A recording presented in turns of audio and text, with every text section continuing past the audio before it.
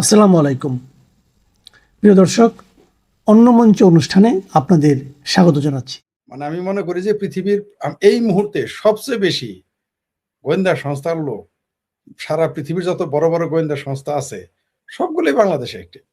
ভারতের মধ্যে ঘটবে নাকি বাংলাদেশের ভিতরেই দুই পক্ষ তিন পক্ষ বানিয়ে ফেলবে, সেটা তো সামনে আমরা দেখতে পাবো। কারণ আপনি এর আগে জানেন যে, যেটা আপনি শুরুতেই বললেন, যে একজন মার্কিন ব্যক্তি বা গোয়েন্দা সংস্থার লোক এর আগে একটা হোটেলে মারা গিয়েছে। সবচেয়ে আশ্চর্যের বিষয়, এটা নিয়ে মার্কিনীরা টু শব্দটি করেনি, এমনকি তাদের পোস্টমর্টমও এখানে করেনি। তো আপনি এই বিষয়টা তো তখন থেকে শুরু বললেও ভুল হবে। আমাদের বাংলাদেশে তো আমরা যদিও শুধু বলি যে একটি মাত্র দেশ জড়িত, আসলে তা না। বাংলাদেশের এই 2024 সালের 5ই আগস্টের যে সরকার পতনের আন্দোলন,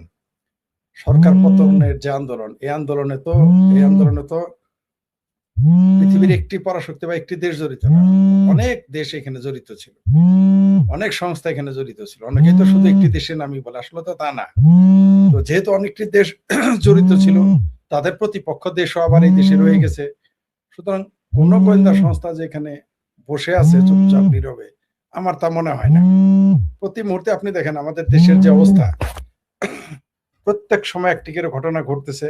শুধু তাই না, ভারতেও আপনি দেখলেন যে কি ঘটে গেল। তো তারপর বার্মার ব্যাপার আছে, চায়নার ব্যাপার আছে, সমুদ্র দখলের ব্যাপার আছে, ভূমি দখলের ব্যাপার আছে, আকাশপথ দখলে নেওয়ার ব্যাপার আছে। আর আমেরিকা তার বন্ধু রাষ্ট্র যারা এখানে এই মুহূর্তে বসে আছে, তুরস্ক এবং পাকিস্তান, তাদের প্রতিও তো সে যে বিশ্বস্ত, বা তাদের প্রতি যে সে নীরব বা একেবারেই তাদেরকে মনে করে যে বিশ্বস্ত, এটা তো আমরা কেন, কেউ বিশ্বাস করবে না। পাকিস্তানকে তো আমেরিকা বিশ্বাস করে না, তুরস্ক কেউ বিশ্বাস করে না। তারা তাদের উপরও গোয়েন্দাগিরি করার জন্য তো এখানে আছে। আমাদের দেশের বিরুদ্ধে এটা তো আগেও ছিল, এটা নতুন কিছু না। বাংলাদেশে বেশ কয়েকটা বলা গোয়েন্দা সংস্থার বহু হয় না, বেশ কয়েকটা গোয়েন্দা সংস্থা এখানে আগে থেকেও সক্রিয়, এখনো সক্রিয়। এখন এটা প্রকাশ্য এসেছে। আমরা দেখলাম আমাদের সাবেক গোয়েন্দা প্রধান চলে গিয়েছিল তুরস্কে, তারপর সেনা প্রধান গেল। তো এগুলো রহস্যজনক চলতেছে। বাংলাদেশ নিয়ে তো, বাংলাদেশ তো এখন গণিমতের মাল। আমাদের বাংলাদেশের আকাশ, বাংলাদেশের জলপথ, বাংলাদেশের স্থলপথ, এগুলো সব তো গণিমতের মাল। এখন তো এটা আমাদের হাতে নাই। আমরা কোন দেশ থেকে খাদ্য কিনবো, কোন দেশ থেকে কাপড় কিনবো, কোন দেশ থেকে ধান চাল আনবো, এবং কোন দেশে কি পাঠাবো, এটা তো অন্য দেশ নিয়ন্ত্রণ করতেছে। তো এখন বিভিন্ন দেশের গোয়েন্দা সংস্থা এখানে আসতেই পারে, এবং তারা আসবে, এটাই স্বাভাবিক। কারণ তারা এত টাকা আপনাকে একটু স্মরণ করাই, আমি গত আলোচনায়ও এই তথ্যটা তুলে ধরেছিলেন যে ভারতীয় অনেক মিডিয়া এবং ভারতীয় গোয়েন্দা সংস্থার বরাত দিয়ে বলা হয়েছে যে ভারতীয় বিভিন্ন সীমান্তে মার্কিনীদের আনাগোনা বেড়েছে। জি, এর সাথে বাংলাদেশে জি জি সম্পর্ক তো অবশ্যই আছে এর সাথে। এটা তো ধরা পড়েছে বলে না জেনেছেন, যেগুলো ধরা পড়ে নাই তারা কারা, তারা কোথায় আছে তা তো আমরা জানি না। যারা ধরা পড়েছে এটা দুই একজন জানলাম, কিন্তু যেগুলো ধরা পড়ে নাই তারা কারা এবং তারা কোথায় আছে আমরা তো জানি না। এই দেশের সীমান্তে, অন্য দেশের সীমান্তে ধরা পড়তেছে, এগুলো সিমটম তো ভালো না। যে ভারতের মতো সীমান্তে যদি থেকে থাকে, তাহলে বাংলাদেশে থাকাটা খুবই স্বাভাবিক। কারণ আমাদের এখানে তো বর্গা দেওয়া আছে, এখানে তো কেউ ধরবে না। কারণ এই মুহূর্তে তো বাংলাদেশ সরকারের কোনো সংস্থার এই মুরুদ নাই, একমাত্র ভারত ছাড়া কোনো ভারতীয়দের পরিচালনা কোনো সংস্থা ছাড়া পৃথিবীর যে কোনো সংস্থা এখানে অ্যাক্টিভ থাকলে তাকে তো ধরার ক্ষমতাই তারা রাখে না এই দেশের। আমরা দেখেছি এই বিগারিস্তান পাকিস্তানের একজন মোটর সাইকেলের নাম্বার প্লেট নাই, ড্রাইভিং লাইসেন্স নাই, সে রংপুর দিয়ে ঘুরে বেড়াচ্ছে। তাকে তাকে জরিমানা করার ক্ষমতা এই দেশের মানুষের নেই, এই দেশের পুলিশের নাই। বরং পুলিশ তাকে জিজ্ঞাসাবাদ করেছে বলে জনগণই তাকে গালাগালি করেছে যে তাদের আব্বা পাকিস্তানের একজন বিনা লাইসেন্সে, বিনা মোটরসাইকেলের কাগজ যাইতেছে, আপনি আটকালেন কেন? এবং তাকে ভারতের পুলিশ বলা হয়েছিল। তাহলে ভারতের কেউ এরকম ধরা পড়লে না, দেখবেন কিভাবে ছাই দিয়ে ধরে। তো এতে তো এখন তো আমাদের বাংলাদেশ, আবারও বলতেছি, বাংলাদেশ এখন গণিমতের মাল। তাই যে যার ইচ্ছা মতো আসতেছে, যাইতেছে, আসবে, যাবে।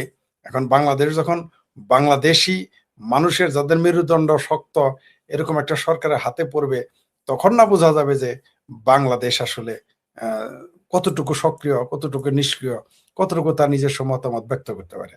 আপনি দেখেন আমাদের এখানে গম আসতেছে, বেশি দামে গম আনতেছে, তারপরে শুনবেন বেশি দামে সার আসবে, যা আনার আনবে, এবং জিজ্ঞেস করলে বলবে এটা দেশের স্বার্থে। মানে কয়দিন পরে বলবে যে তোমার পরনের কাপড়টা খুললো, যে কেন এটা দেশের স্বার্থে, যে তোমার জামা খুললো, তারপর বললো তোমার প্যান্টও খুললো, এটাও দেশের স্বার্থে। মানে এখন যা ঘটবে সব দেশের স্বার্থে। এই দেশে এখন সরকার যখন ব্যর্থ হবে, তার রাষ্ট্র পরিচালনায় আইন শৃঙ্খলার অবনতি সহ যত রকম সমস্যা আছে, অর্থনৈতিক সমস্যা, চাকরি নাই, বেকার, আজকে পত্রিকা এসেছে 4 কোটি বেকার, শিক্ষিত বেকার তাও, তাহলে মূর্খ বেকার আরো কত আছে, অশিক্ষিত বেকার কত। তো এতগুলো বেকার, সব সমস্যা কি, এগুলো সব আওয়ামী লীগ তৈরি করেছে আর ভারত তৈরি করেছে।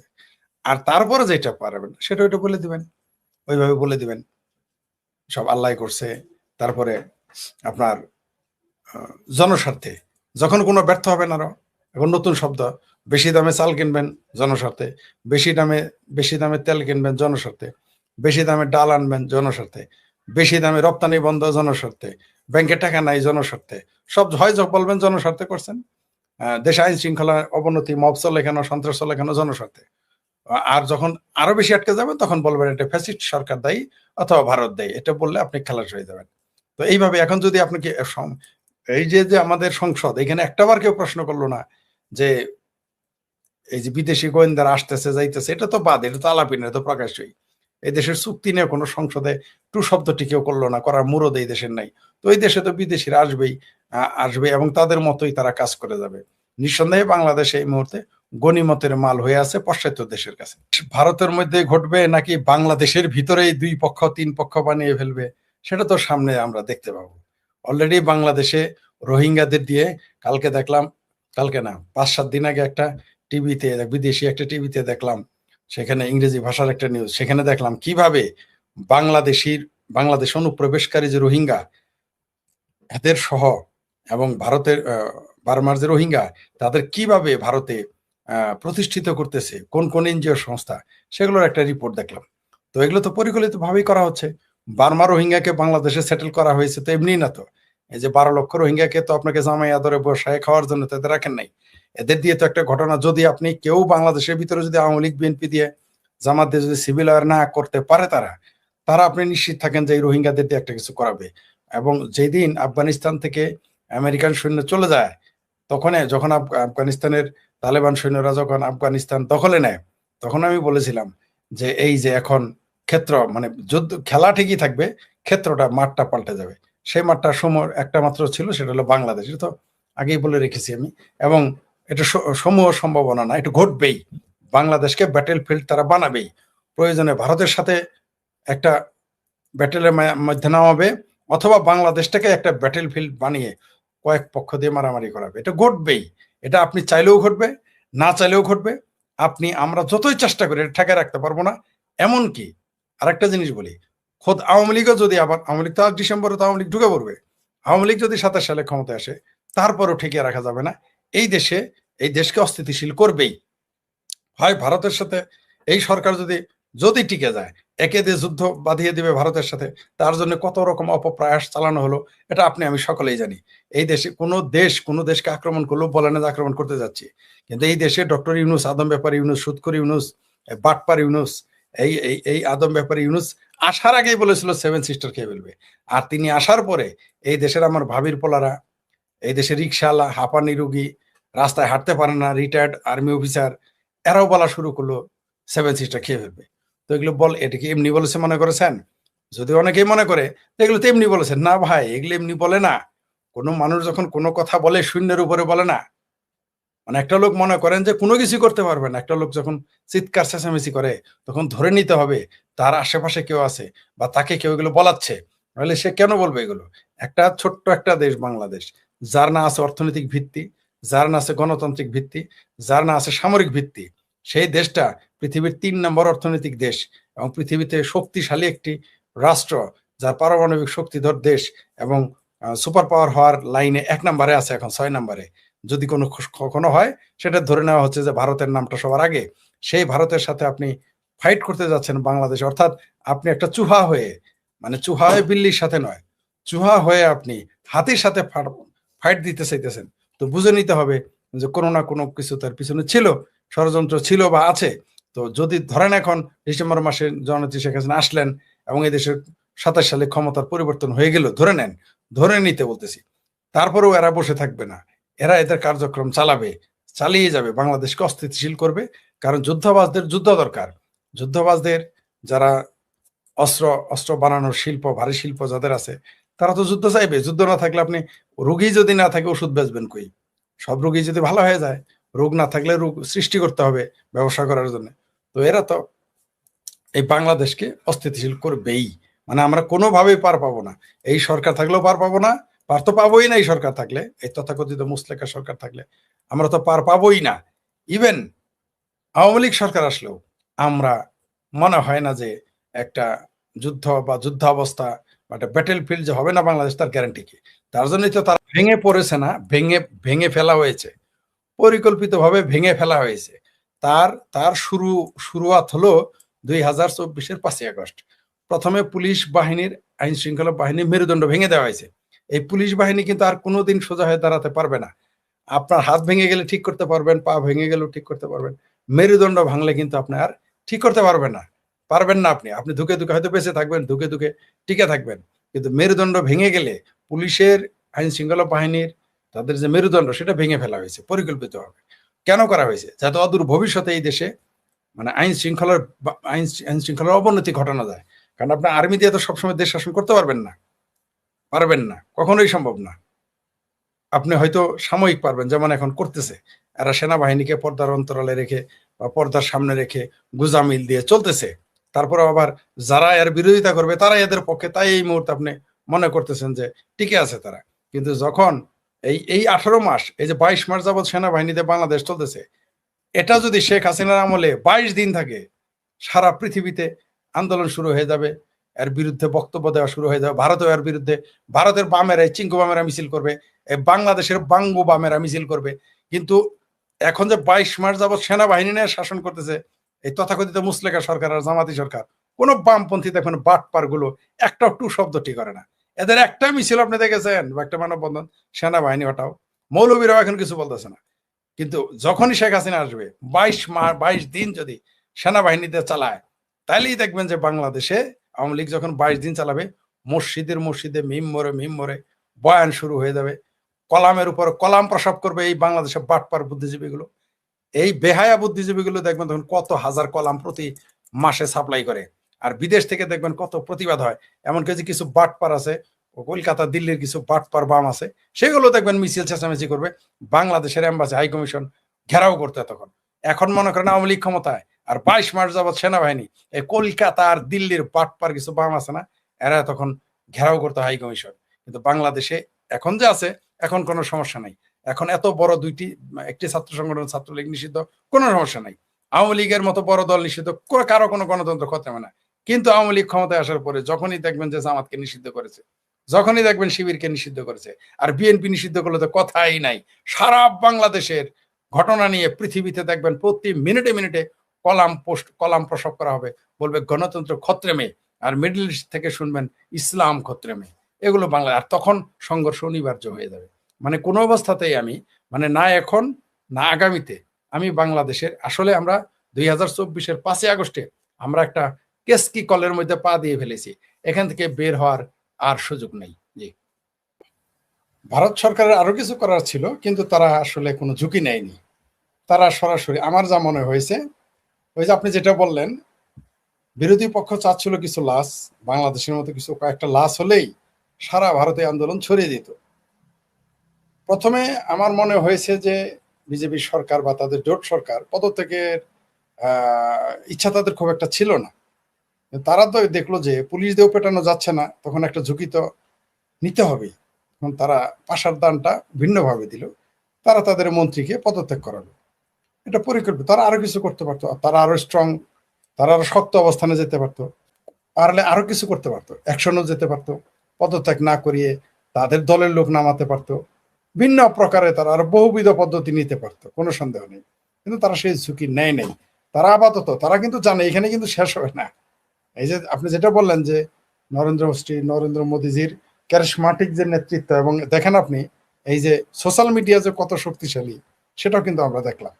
মাত্র 3 মিনিটের একটা ভিডিও প্রথমে, তারপরে 1 থেকে 1.5 মিনিটের ভিডিও, পুরো আন্দোলন প্রায় নিস্তেজ হয়ে গেছে, সব ককরোচ মোটামুটি এতই দুর্বল হয়েছে যে ককরোচ আর চলতে পারতেছে না। মানে পেস্টিং, মানে তার 2 ভিডিওতেই পেস্টিং মনে হয় যে একটা ঘরে ককরোচ ছিল, সেখানে কেউ পেস্টিং করে খালাস করে দিয়েছে, বিষয়টা এরকম। আর একটা জিনিস আপনি খেয়াল করেন যে নরেন্দ্র মোদীর জনপ্রিয়তা এবং নরেন্দ্র মোদীর যে কনফিডেন্ট এবং তার যে কৌশল দেখেন, সবসময় কিন্তু তিনি বলতেন ভাই বলে সম্বোধন করতেন বা জনতা বলে সম্বোধন করতেন। এই প্রথম কিন্তু তিনি বলেছেন ফ্রেন্ডস, মাই ফ্রেন্ডস বলে তিনি শুরু করেছেন।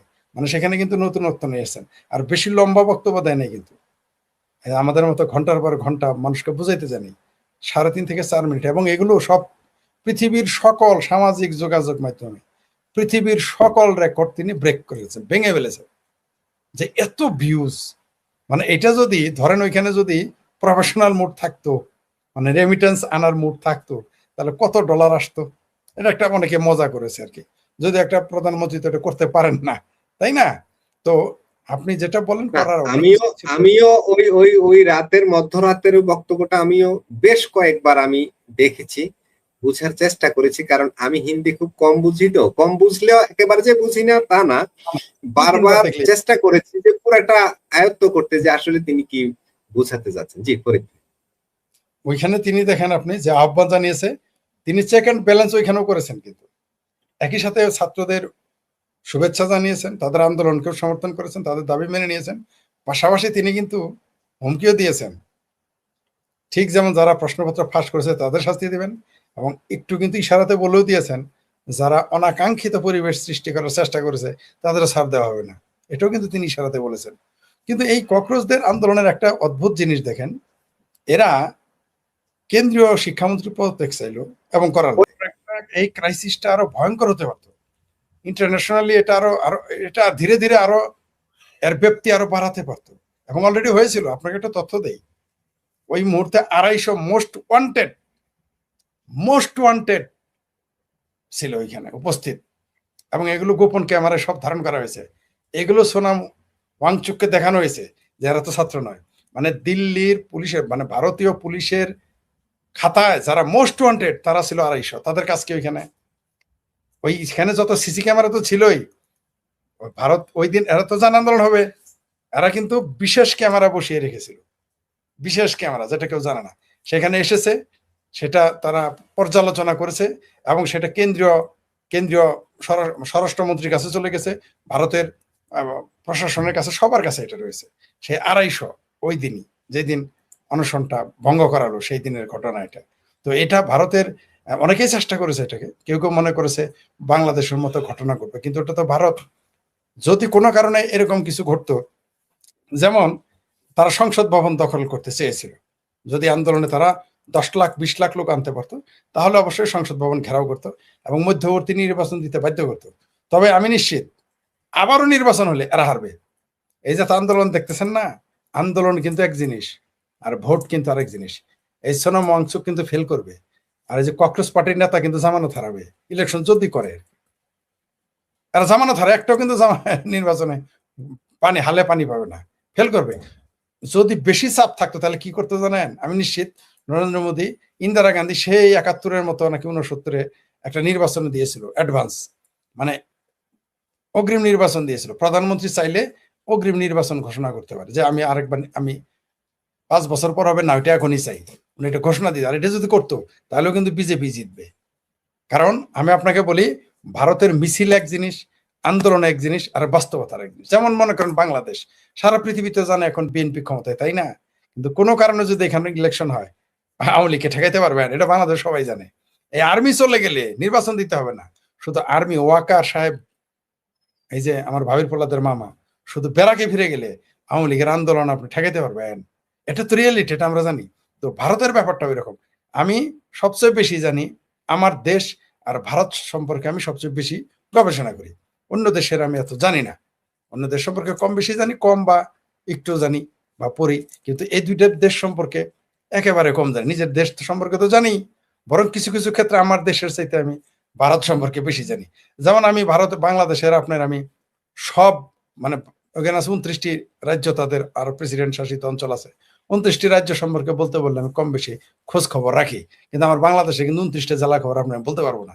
সেই হিসাবে আমি বলতে চাই যে আমি বাংলাদেশের চাইতে ভারতের খবরটা বেশি জানি। যদি এখানে আপনার নরেন্দ্র মোদী বা বিজেপি সরকার বা তার সরকার, তার জোট সরকার যদি মনে করতো যে আমরা অ্যাডভান্স নির্বাচন চাই, আমরা অগ্রিম নির্বাচন চাই, আগাম নির্বাচন চাই, তাহলে দেখতেন এদের এদের হলকম শুকে যাবে।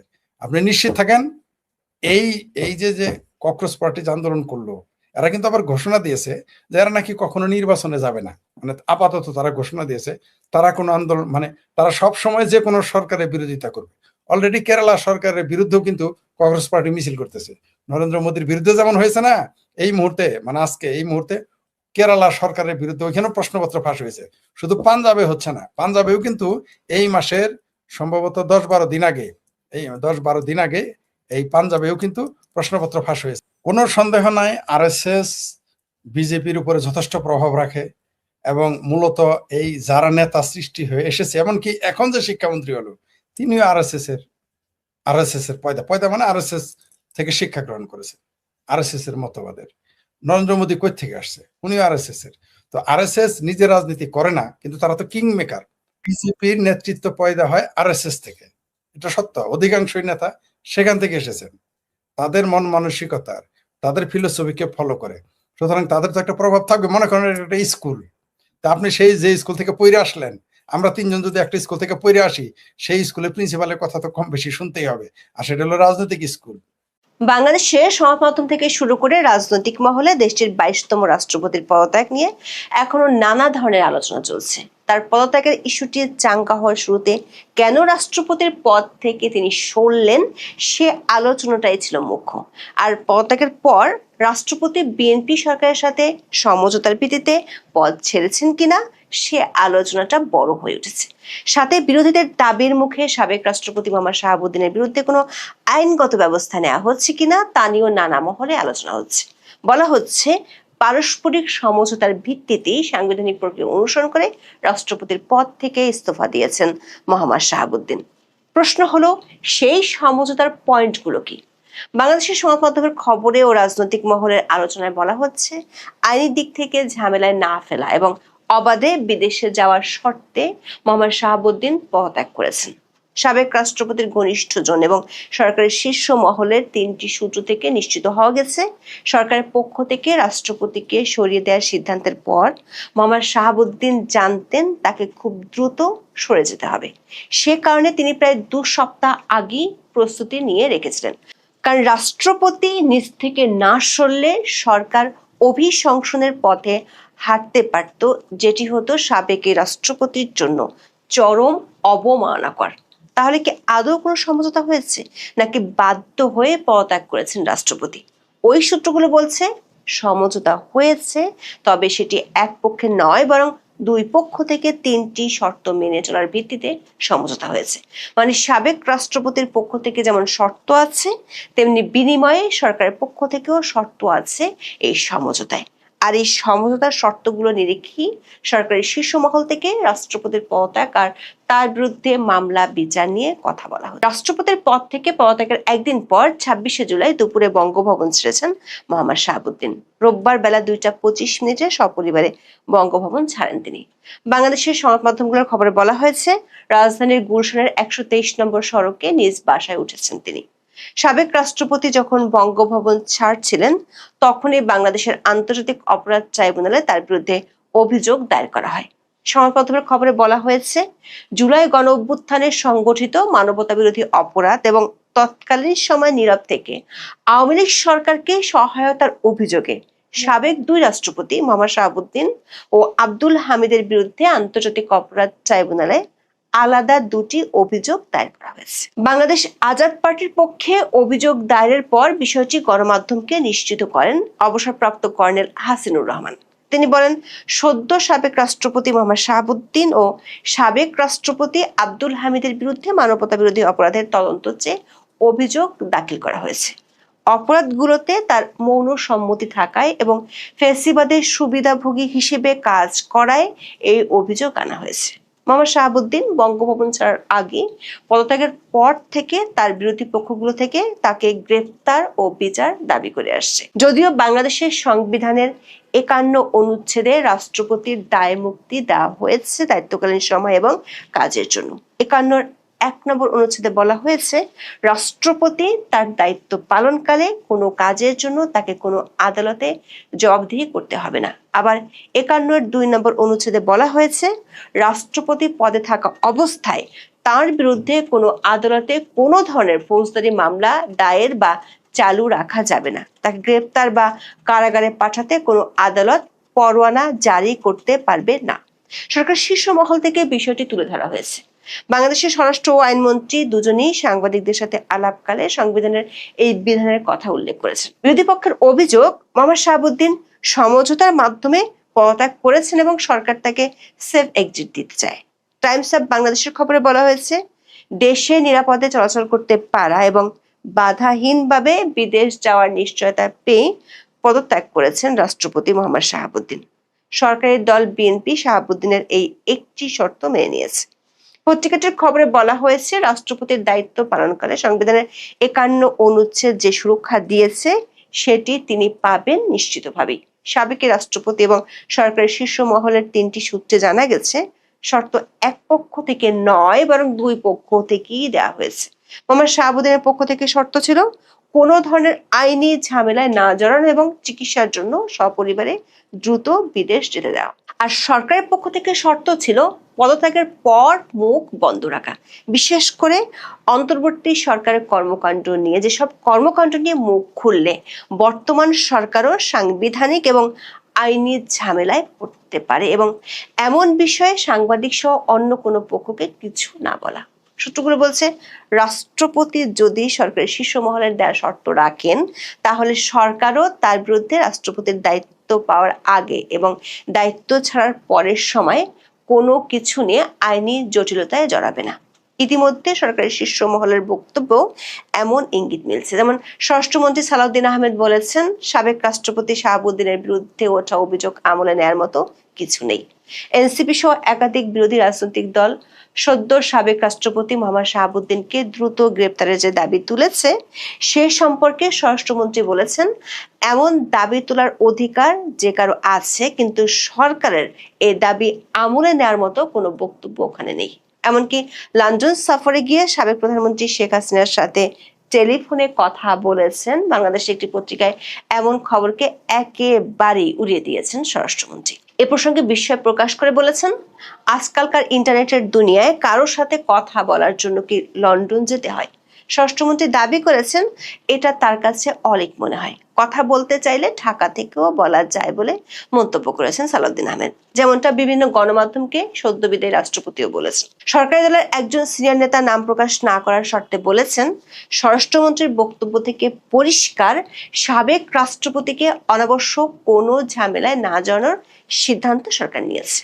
সালাউদ্দিন আহমেদ বলেছেন মোহাম্মদ শাহাবুদ্দিনের নিয়োগ আওয়ামী লীগ আমলে হলেও অন্তর্বর্তী এবং বিএনপি সরকারের আমলে তিনি সাংবিধানিক উপায়ে কাজ করেছেন এবং বিএনপি সরকারের প্রতি তার সমর্থন ছিল। সরকার একটি সূত্র বলছে সমঝোতার অংশ হিসেবে শুধু রাষ্ট্রপতি পদে থাকার সময়ই নয়, তার আগে পরের ঘটনায় রাষ্ট্রপতির বিরুদ্ধে সরকার কোনো অবস্থানে যেতে চায় না যদি মৌখিক সমঝোতার শর্ত সাবেক রাষ্ট্রপতি ভঙ্গ না করেন। সে ইঙ্গিত পাওয়া যাচ্ছে বাংলাদেশ ব্যাংকের কথাতেও। দৈনিক সমকালের খবরে বলা হয়েছে রাষ্ট্রপতির পদ থেকে সদ্য পদত্যাগ করা মোহাম্মদ শাহাবুদ্দিনের বিরুদ্ধে কেন্দ্রীয় ব্যাংক আলাদা কোনো অনুসন্ধান চালাবে না, তবে তার বিরুদ্ধে নতুন করে কোনো তদন্ত না হলেও পুরনো কোনো ঘটনার সংশ্লিষ্টতা পাওয়া গেলে সে বিষয়ে সিদ্ধান্ত নেওয়া হবে। বাংলাদেশ ব্যাংকের মুখপাত্র ও নির্বাহী পরিচালক আরিফ হোসেন খান কথা বলেছেন। রোববার কেন্দ্রীয় ব্যাংকের সাংবাদিকদের তিনি বলেন মোহাম্মদ শাহাবুদ্দিন সাংবিধানিকভাবে দেশের সর্বোচ্চ পদে দায়িত্ব পালন করেছেন, তাই তাকে লক্ষ্য করে ব্যক্তিগতভাবে আলাদা কোনো অনুসন্ধান বা তদন্ত পরিচালনার পরিকল্পনা নেই, যার অর্থ হলো রাষ্ট্রপতি পদে আসীন হওয়ার আগ পর্যন্ত তিনি দুদকের দায়িত্বে থাকা অবস্থায় বা ইসলামী ব্যাংকের পরিচালনা পর্ষদে থাকাকালীন তার কোনো অনিয়ম বা দুর্নীতি, এস আলম গ্রুপের সঙ্গে সংশ্লিষ্টতা সহ কোনো অনিয়মের বিষয়ে কোনো দায়িত্ব নিতে চায় না সরকার। ইসলামী ব্যাংকের নিয়ন্ত্রণ গ্রহণে সাবেক রাষ্ট্রপতি শাহাবুদ্দিনের সংশ্লিষ্টতার অভিযোগ নতুন করে আলোচনায় এসেছে। বাংলাদেশ ফাইন্যান্সিয়াল ইন্টেলিজেন্স ইউনিটের হাইকোর্টে দাখিল করা তদন্ত প্রতিবেদনে দাবি করা হয়েছে 2017 সালে জেএমসি বিল্ডার্সের প্রতিনিধি হিসেবে তিনি ব্যাংকের পরিচালনা পর্ষদে যোগ দেন এবং পরে ভাইস চেয়ারম্যান নির্বাচিত হন। প্রতিবেদনে এসএলএম গ্রুপের ব্যাংকটি নিয়ন্ত্রণ প্রতিষ্ঠা, শেয়ার জালিয়াতি, অর্থ আত্মসাৎ এবং অনিয়মিত ঋণ অনুমোদনের অভিযোগ তুলে ধরা হয়েছে। বিষয়টি বর্তমানে হাইকোর্টে বিচারাধীন রয়েছে এবং আগামী বুধবার শুনানির কথা রয়েছে। শুধু আইনি ঝামেলা থেকে রক্ষাই নয়, সরকার সাবেক রাষ্ট্রপতির প্রাপ্য সুবিধাগুলো নিশ্চিত করতে চায় যদি সরকারের শর্ত তিনি মানেন। স্বরাষ্ট্রমন্ত্রী সালাউদ্দিন আহমেদ বলেছেন, বাংলাদেশের সংবিধানে রাষ্ট্রপতিকে বিশেষ সুবিধা দেওয়া হয়েছে, যার ফলে তার বিরুদ্ধে আদালতে ফৌজদারি আইনে মামলা করা যায় না। এছাড়া পদ ছেড়ে দেওয়ার পরও একটি নির্দিষ্ট সময় পর্যন্ত রাষ্ট্রপতিকে সুরক্ষা ও নিরাপত্তা দেওয়ার যে বিধান রয়েছে সেগুলো সরকার দেবে। রাষ্ট্রপতির ঘনিষ্ঠ দুটি সূত্র থেকে জানা গেছে, রাষ্ট্রপতির চিকিৎসার জন্য সপরিবারে বিদেশে যেতে চান। সম্মিলিত সামরিক হাসপাতালে এরই মধ্যে তার শারীরিক চেক আপ করা হয়েছে। জটিল রোগে আক্রান্ত হওয়ায় সম্মিলিত সামরিক হাসপাতাল থেকে তাকে বিদেশে চিকিৎসা নেওয়ার পরামর্শ দেওয়া হয়েছে। তার স্ত্রী রেবেকা সুলতানাও অসুস্থ, তাই স্ত্রীকে সঙ্গে নিয়ে চিকিৎসার উদ্দেশ্যে বিদেশে যাবেন তিনি। পদত্যাগপত্রে তিনি বেশ কয়েকটি জটিল রোগের কথা বলেছেন। সরকারের সূত্রগুলো বলছে, সরকার রাষ্ট্রপতিকে বিদেশ যেতে দিতে রাজি, তবে সেক্ষেত্রে শর্ত আছে। শর্তটি হলো তিনি দেশে ও বিদেশে বর্তমান সরকারের জন্য বিব্রত হয় এমন কোনো কথা বলতে পারবেন না। মোহাম্মদ শাহাবুদ্দিন দুদকে থাকার সময় থেকেই তার সাথে সাংবাদিকদের ভালো সম্পর্ক, এই তথ্য সরকারের জানা আছে। সে কারণে এই শর্তটি রাষ্ট্রপতিকে দেওয়া হয়েছে। বিশেষ করে অন্তর্বর্তী সরকারের আমলের এমন কোনো তথ্য প্রকাশ করা যাবে না যেটি দিলে বর্তমান সরকারও সাংবিধানিক ও আইনগত জটিলতায় পড়তে পারে। বিদেশ পাড়ি দিয়ে যদি মোহাম্মদ শাহাবুদ্দিন সরকার শর্ত ভঙ্গ করেন তাহলে কি হবে, এমন প্রশ্ন করা হয়েছিল সরকার একজন শীর্ষ ব্যক্তির কাছে। নাম প্রকাশ না করার শর্তে তিনি বলেছেন, ইতিমধ্যে তার বিরুদ্ধে যেসব অভিযোগ দায়ের আছে সেগুলো তখন চাঙ্গা হবে। আইনমন্ত্রী আসাদুজ্জামানের বক্তব্যেও এমন ইঙ্গিত পাওয়া যায়। তিনি 26শে জুলাই বলেছেন, সাবেক রাষ্ট্রপতি নিয়ে সরকার সঠিক সময় সঠিক সিদ্ধান্ত নেবে। সরকার ওই সূত্রটি বলছে, সরকার নিজের হাতে লাগাম ধরে রাখবে, সেটি হলো সাবেক রাষ্ট্রপতির পরিবারের সব সদস্য একসাথে বিদেশ যেতে পারবেন না। সাবেক রাষ্ট্রপতি যদি সরকার দেওয়া শর্ত ভঙ্গ করেন তাহলে সরকার চাইলে নানা উপায়ে তার বিরুদ্ধে ব্যবস্থা নিতে পারবে। একটি সূত্র বলছে, আগামী মাসের শুরুর দিকে বা মাঝামাঝি সময় মোহাম্মদ শাহাবুদ্দিন স্ত্রীকে নিয়ে বিদেশে যেতে পারেন। সদ্য সাবেক রাষ্ট্রপতি মোহাম্মদ শাহাবুদ্দিনের দ্রুত দেশের বাইরে চলে যাওয়াকে নিরাপদ মনে করছে সরকারও। আওয়ামী লীগ আমলে নির্বাচিত সাবেক এই রাষ্ট্রপতিকে নিয়ে সরকারও ঝামেলা মুক্ত থাকতে চায় বলে বিদেশে পাঠিয়ে দিতে চায় সরকার। তবে সেক্ষেত্রে সুতো ছেড়ে দিলেও নাটাইয়ের লাগাম সরকার নিজের হাতে রেখে তবে বিদেশ যাওয়ার অনুমতি দিবে, এমন মন্তব্য করেছেন বিএনপির এক শীর্ষ নেতা। এখন এ পর্যন্ত, সবাই ভালো থাকবেন। কোন বনেগা ক্রোড়পতি এরকম একটা খুব জনপ্রিয় সিরিজ, যারা আমাদের মতো প্রায় বুড়ো হয়ে যাচ্ছেন, হাফ বুড়ো, তাদের মনে আছে আমাদের অমিতাভ বচ্চন ভারতে করতেন, বাংলাদেশে আমরা খুব আকুল ভাবে দেখতাম। এটা আসলে কে মিলিয়নিয়ার হবে এরকম একটা বিদেশি সিরিজের ভারতীয় সংস্করণ, কোন বনেগা ক্রোড়পতি। প্রতিদিন আমরা ভাবতাম যে কে হবে, তো বাংলাদেশে এখন শুরু হয়েছে কোন বনেগা রাষ্ট্রপতি। চাপে চুপ্পু সাহেব সেই চাপ সহ্য করতে না পেরে প্রায় অজ্ঞান হয়ে যাচ্ছিলেন এবং সেই কারণে স্বাস্থ্যগত কারণ দেখিয়ে তিনি পদত্যাগ করে গুলশানে ফিরত গিয়েছেন। কিন্তু রাষ্ট্রপতি চেয়ারটা খালি পড়ে আছে এবং এখনকার আমাদের টেনশন হচ্ছে কে হবে রাষ্ট্রপতি। আমার যদিও সন্দেহ আছে যে এটা নিয়ে আসলে পাবলিকের খুব একটা টেনশন আছে বলে আমার মনে হচ্ছে না। তারপরেও আমরা দেখে নিতে পারি যাদের কথা আসছে তাদের মধ্যে কে হতে পারেন। পুরোটাই সাধারণ গ্যাস। আপনারা এখানের মধ্যে অংশগ্রহণ করতে পারেন কমেন্টের মাধ্যমে এবং আপনাদের ভাবনাটা জানাতে পারেন। আচ্ছা, এই মুহূর্তে যাদেরকে নিয়ে আমরা আলোচনা করব তার মধ্যে প্রথমে রয়েছে নাসিমুল গনি, মন্ত্রী পরিষদ সচিব। কেন রয়েছেন সেটা আমরা যখন তার আলোচনা শুরু করবো তখন বলবো। সেকেন্ড চয়েস হচ্ছে ডক্টর মোহাম্মদ ইউনূস, আমাদের মব সম্রাট, মব পিতা, মবের ইত্যাদি ইত্যাদি, আপনারা বাকিটা বুঝে নেন। সেই ফাটকা বলা ঠিক হবে না, এটা ইজ্জতদান অনুযায়ী। তিনি হচ্ছেন ডক্টর মোহাম্মদ ইউনূস, তিনি হচ্ছেন তৃতীয় চয়েসে শোনা যাচ্ছে বাংলাদেশের প্রথম নারী রাষ্ট্রপতি হতে পারেন আইরিন জুবাইদা খান। আইরিন জুবাইদা খান হচ্ছেন অ্যামনেস্টি ইন্টারন্যাশনালের সাবেক সাধারণ সম্পাদক হিসেবে বিশ্বব্যাপী বিরাট পরিচিত, এবং তিনি এখন আমাদের স্থায়ী প্রতিনিধি হচ্ছেন জাতিসংঘে। কিসের জাতিসংঘের স্থায়ী প্রতিনিধি হচ্ছেন? ইউএন স্পেশাল রিপোর্টার সাথে বাংলাদেশের প্রতিনিধিত্ব করছেন তিনি জাতিসংঘে। তিনি হচ্ছেন তৃতীয় চয়েস। চতুর্থ শোনা যাচ্ছে মির্জা ফখরুল ইসলাম আলমগীর, বিএনপির দীর্ঘদিনের মহাসচিব, তার কথা। এর বাইরে আছেন মঈন খানের কথা শোনা যাচ্ছে, বা আরো অন্যান্য কিছু ত্যাগী নেতা যারা এই মুহূর্তে দায়িত্ব পান নাই, বয়স্ক নেতারা আছেন, তাদের কথা শোনা যাচ্ছে। শুরু করতে চাই আমরা নাসিমুল গনিকে দিয়ে, মন্ত্রী পরিষদ সচিব নাসিমুল গনিকে দিয়ে। তার কে চয়েস করা হবে বলে অনেক বেশি ভাবা হচ্ছে। কেন ভাবা হচ্ছে?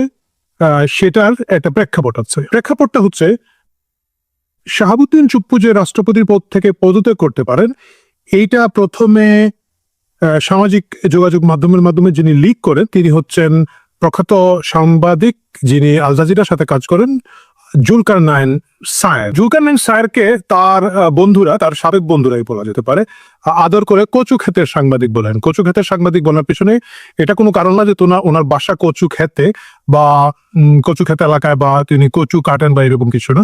যারা বিশেষ করে ঢাকা মহানগরের এলাকাগুলো নিয়ে পরিচিত না, আমার যারা দর্শক ঢাকার বাইরে, তাদেরকে একটু বুঝিয়ে বলি। কচুক্ষেত হচ্ছে ঢাকা ক্যান্টনমেন্টের একটা এলাকা, এবং সেখানে ডিজিএফআই এর দপ্তর আছে। কচুক্ষেতের সাংবাদিক মানে হচ্ছে ডিজিএফআই এর মাধ্যমে আহরিত যে জ্ঞান, সেটা তার মাধ্যমে রিলিজ করা হয়, এটা তার বন্ধু বান্ধবরা, তার সাবেক বন্ধু বান্ধবরা বলে থাকেন, এবং এই জন্য তিনি কচুক্ষেতের সাংবাদিক নামে বেশ পরিচিত। সো সেই জুলকারনাইন সায়ের, যিনি, যার কাছে প্রচুর সোর্স আছে, এবং তার সোর্স গুলা কিন্তু পরবর্তীতে দেখা যায় যে ভালো ভালো সোর্স।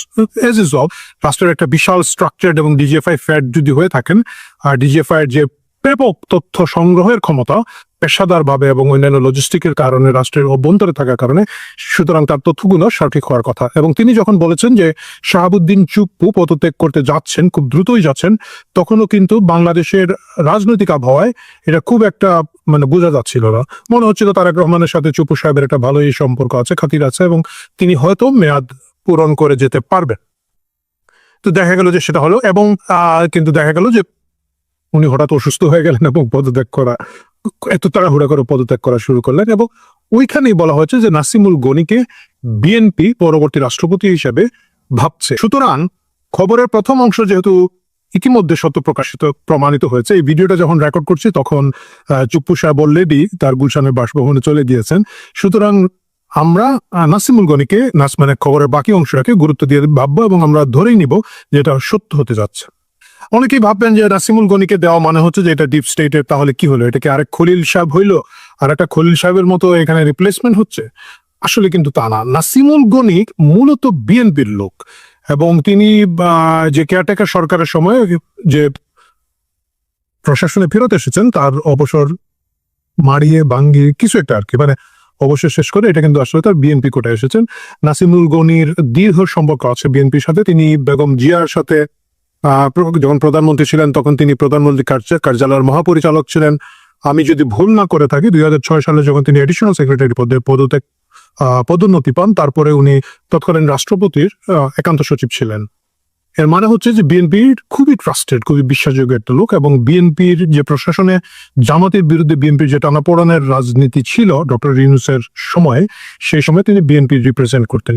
সুতরাং তাকে রাষ্ট্রপতি হিসেবে ভাবেন যদি তারেক রহমান, তাহলে সেটার আমি খুব একটা অবাক হই না। যদিও আমলা থেকে রাষ্ট্রপতি করার নজির আমাদের দেশে নেই, কিন্তু এটা হতে পারে, কারণ এখন তো সবই বেনজির অবস্থায় চলছে, এটা হতেই পারে।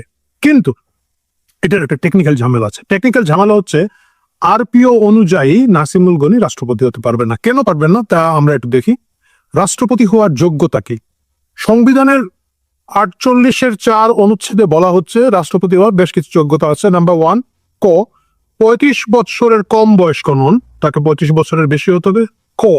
সংসদ সদস্য নির্বাচিত হবার যোগ্য না হইলে তিনি হতে পারবেন না। এবং এই সংবিধান দ্বারা যদি তিনি এর আগে রাষ্ট্রপতি হিসেবে অভিশংসিত হয়ে থাকেন, আগে যদি তাকে ঘাড় ধরে আগে যদি তাকে খেদিয়ে দেওয়া হয়, তাহলে হবে না। তো ওই দুটাও প্রযোজ্য হবে না নাসিমুল গনির জন্য। কিন্তু সংসদ সদস্য হওয়ার যোগ্যতা একটা বিরাট প্রশ্ন হবে। কেন প্রশ্ন হবে? কারণ বর্তমান সংবিধান অনুযায়ী, আরপিও অনুযায়ী তিনি সংসদ সদস্য হওয়ার যোগ্য নন। সংসদ সদস্য হওয়ার যোগ্যতার অনেকগুলো ক্রাইটেরিয়া আছে, এর মধ্যে একটা অযোগ্যতা হচ্ছে যে কেউ যদি সরকারি চাকুরিতে থাকেন তাহলে তিনি চাকুরি শেষ করার পরবর্তী 3 বছরে সংসদ সদস্য হওয়ার যোগ্যতা পাবেন না। এটা হচ্ছে গণপ্রতিনিধিত্ব আদেশ আরপিওর 1972-এর 12-1 উপধারা। আমি উপধারাটা স্ক্রিন দেখে পড়ি, তাহলে আমারও ভুল হয় না, আপনাদের ভুল হয় না। প্রজাতন্ত্রের বা সংবিধিবদ্ধ সরকারি কর্তৃপক্ষের বা প্রতিরক্ষা কর্ম বিভাগের কোনো চাকুরি থেকে পদত্যাগ করেছেন বা অবসরে গেছেন এবং ওই পদত্যাগ বা অবসর হওয়ার 3 বছর অতিবাহিত না হয়ে থাকে, তাহলে তিনি সংসদ সদস্য পদে নির্বাচিত হবেন না। একটা প্রশ্ন আসতে পারে যে তিনি তো এই মুহূর্তে নাসিমুল গনি হচ্ছেন চুক্তিভিত্তিক নিয়োগে আছেন সরকারের, তিনি তো সরাসরি চাকুরিতে নাই, তাকে কন্ট্রাক্টের মাধ্যমে আনা হচ্ছে, তার ক্ষেত্রে এটা প্রযোজ্য হবে কিনা? তার ক্ষেত্রে এটা প্রযোজ্য হবে, কারণ গত বছর 2025 সালের ডিসেম্বরের 24 তারিখে হাইকোর্টের একটা রায় আছে এই ব্যাপারে। আমি একটু দেখে নিই। 24শে ডিসেম্বর 2025 সালে এ সংক্রান্ত একটা রিট আবেদন বুধবার 24শে ডিসেম্বর খারিজ করে দেন বিচারপতি মোহাম্মদ বদরুর রহমান এবং বিচারপতি মোহাম্মদ মঞ্জুরুল আলমের বেঞ্চ। তারা বলেন যে চুক্তিভিত্তিক, ওইখানে কিন্তু আদালত বলে দিয়েছে যে চুক্তিভিত্তিকও যদি কেউ নিযুক্ত হয়ে থাকেন তার ক্ষেত্রে একই ধারা প্রযোজ্য হবে। তারা জিনিসটাকে আর সুস্পষ্ট এবং ব্যাখ্যা দিয়ে পরিষ্কার করেছে। তাহলে কি দাঁড়াচ্ছে? তাহলে নাসিমুল গনিকে যদি রাষ্ট্রপতি করতে হয় সেক্ষেত্রে সংবিধান পুনরায় সংশোধন করা ছাড়া আর কোনো গতি নেই। আমার মনে হয় না বিএনপি এই মুহূর্তে এত বড় ঝামেলায় যাবে। পছন্দের দ্বিতীয় তালিকায় আমার ফেভারিট স্যার, আমি জানি আমরা সবাই বলেছিলাম স্যার 5 বছর থাকেন, 5 বছর থাকেন, 5 বছর থাকেন, স্যার শুনলো না, স্যার চলে গেল। ডক্টর মোহাম্মদ ইউনূস। ডক্টর মোহাম্মদ ইউনূস হচ্ছেন আমাদের পছন্দের মানে সম্ভাব্য তালিকায় দ্বিতীয়, কারণ অনেক দিন ধরে শোনা যাচ্ছিল যে বিএনপিকে ক্ষমতা দেওয়ার পিছনে একটা মূল কারণই হচ্ছে যে বিএনপি এবং জামাত মানে ডক্টর ইউনূস তারা একটা ক্ষমতা ভাগাভাগি করবেন, এবং সেক্ষেত্রে ডক্টর মোহাম্মদ ইউনূসের রাষ্ট্রপতি হওয়ার একটা বড় সম্ভাবনা আছে। এই সম্ভাবনাটাকে আমি এখনো উড়িয়ে দিচ্ছি না, কিন্তু আমার কাছে মনে হয় যে এটা খুব সহজ হবে না। নাম্বার 1, ডক্টর মোহাম্মদ ইউনূস সরাসরি জামাত ও এনসিপি প্যাট্রোনাইজ একটা লোক, যিনি আমরা যদি বলি যে জামাত কেন্দ্রিক যে তথাকথিত উপদেষ্টা যারা ছিলেন, আদিলুর রহমান ছিল, আমার প্রিয় কি যেন এটা 26 লক্ষ ভারতীয় জমদূত আসিফ নজরুল স্যার ছিলেন, এবং অন্যান্য যারা ছিল মাহফুজ টাফুজ, এরা হচ্ছে ডক্টর মোহাম্মদ ইউনূস। এই ব্লকটাকে আবার গণভবনে দিলে যে পাওয়ারের একটা ইমব্যালেন্স হবে, একটা টেনশন থাকবে, তারেক রহমান এই মুহূর্তে সেই টেনশন নিতে রাজি হবেন বলে মনে হয় না। কারণ রাষ্ট্রপতি পদে প্রত্যেকটা দলই চায় খুবই লয়াল একটা লোক, যাকে নিয়ন্ত্রণ করা যাবে, যাকে কন্ট্রোল করা যাবে। এবং এই ক্ষেত্রে বিএনপির ভাগ্য মোটামুটি ভালো, তারা ইয়াজউদ্দিন থেকে শুরু করে অনেক রাষ্ট্রপতিকে পেয়েছিল যারা একেবারে ব্লাইন্ড ভাবে বিএনপি ছিল। একমাত্র দুর্ভাগ্যজনক বিকল্প ছিল বিকল্প দ্বারার বি চৌধুরী, এবং তাকে শেষ পর্যন্ত রেল লাইনের উপর দিয়ে বিএনপি দৌড়ায় বিদায় করে দিয়েছিল। যাই হোক, ডক্টর মোহাম্মদ ইউনূসকে এখন বিএনপি ওইভাবে চাবে না। এখন আপনারা বলবো যে খলিলকে কি বিএনপি ওইভাবে চেয়েছিল? হয়তো চেয়েছিল, পর্দার আড়ালের গল্প আমরা এতটুকু জানি না। কিন্তু যদি ডিপ স্টেট মনোনীত হিসাবে ডক্টর মোহাম্মদ ইউনূসকে এখানে আসতে হতো, তাহলে এর কিছু লক্ষণ আগে থেকে দেখা যেত। কিভাবে লক্ষণগুলো দেখা যেত? প্রথমত ওনাকে আরেকটা পুরস্কার দিয়ে দিত। নিশ্চয়ই আরো অনেক পুরস্কার মেডেল বাংলাদেশে না পৃথিবীতে আছে যেগুলা তাকে রিসেন্টলি দেওয়া হতো, যে এবং তার ইমেজ বিল্ড আপ করা হতো, যেটা করা হয় নাই। বাস্তবতা হচ্ছে যে নির্বাচনের আগে ডক্টর মোহাম্মদ ইউনূসের ইমেজ এত খারাপ ছিল, মব সম্রাট হিসাবে সন্ত্রাসী গোষ্ঠী, জঙ্গি গোষ্ঠী এবং যুদ্ধাপরাধীদের পেট্রন হিসাবে তাকে যেভাবে চিহ্নিত করা গেছে, যেভাবে জনসমক্ষে পরিষ্কার করে দেখা গিয়েছে, তারপরে ধরেন তার নিজে 666 কোটি টাকার কর মুক্তি, এই লাইসেন্স ওই লাইসেন্স নেওয়ার মাধ্যমে তাকে একটা লোভী, প্রতারক, ভণ্ড লোক হিসাবে জনসমক্ষে প্রকাশ করা হয়েছে। ডিপ স্টেট যা করে থাকে, আপনার বিশ্বে বিভিন্ন দেশে থাকবেন, এই সব নোবেল বিজয়ীদেরকে যখন ক্ষমতায় আনা হয়েছে, they became one time cup, glass, tissue paper, whatever you said, এদেরকে কিন্তু ডিপ স্টেট পরবর্তীতে আর ব্যবহার করা নাই। তাদেরকে কিন্তু রাজনীতিতে খুব দীর্ঘ সময় রাখা হয় নাই।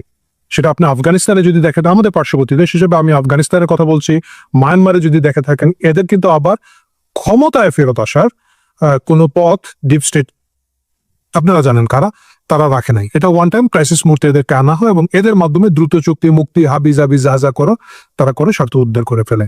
এখানে ডক্টর মোহাম্মদ ইউনূসের এই মুহূর্তে যে ইমেজ, সেটাও আমার কাছে মনে হচ্ছে না যে তারা এই বিষয়ে তারেক রহমানকে খুব একটা চাপ দিবে। ডক্টর মোহাম্মদ ইউনূসের এই পর্ব এখানে শেষ। তাকে যা ব্যবহার করার করে তারা মুখ মুছে বা হোয়াট এভার, মুখ বলেন পাঁচ বলা ঠিক হবে না, ওই মুছে ফেলে দিয়েছে।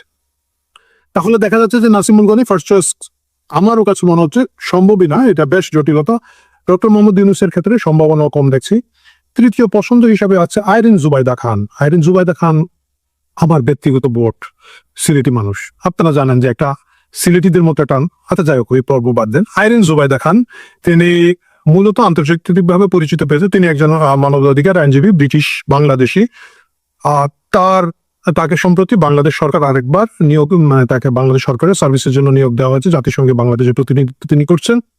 বেশ একটা ঢাকঢাক গড়গুড় আছে যে তাকে করা হতে পারে। কেন করা হতে পারে? এর একটা যোগ্যতা বলা হচ্ছে, আইরিন জুবাইদা খান হচ্ছেন তারেক রহমানের স্ত্রী ডাক্তার জুবাইদার কাজিন, এবং তারা ওই যে বললাম সিলেটি, মানে কিছু পরিবার তারা খুবই ঘনিষ্ঠভাবে একে আরেক সাথে সম্পর্কিত। মাহবুব আলী খান যিনি জুবাইদা রহমানের বাবা, তাদের সাথে পারিবারিক সূত্র এবং কাজিন, সেটা হচ্ছে পারিবারিক একটা আস্থার জায়গা তৈরি হচ্ছে। আইরিন খানকে দিলে যেটা হবে, আন্তর্জাতিক একটা রেপুটেশন আছে তার, আন্তর্জাতিক যোগাযোগ এবং কূটনৈতিক জায়গায় বিএনপিও একটা অ্যাডভান্টেজ পাবে, পরিবারের সদস্য বিশ্বাস করা যায়।